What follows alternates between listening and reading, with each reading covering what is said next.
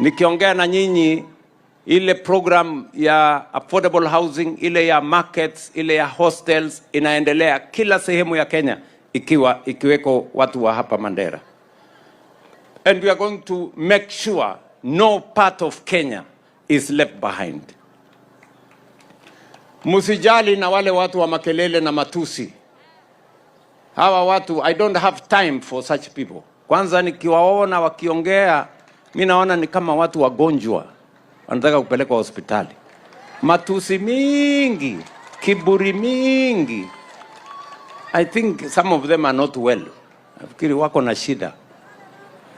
Ukiona mtu wako na hasira mingi, kelele, fujo, madharau, kiburi, matusi, kila mtu, huyo mtu mimi naona wewe Duale, andikisha hawa kwa SHA tuwasaidie waende hospitali. Hawa watu ni wagonjwa bana. Those are sick people. Sijui kama tunaelewana. Mimi niwaulize nyinyi watu wa Mandera. Si mumesikia watu wakiongea? Wako na sera? Wako na mpango? Wako na agenda? Wako na maono? Wanajua border point 1 iko wapi? Wanajua Ramo iko wapi? Wanajua Wargadut iko wapi? Hawa watu ni bure ama si bure?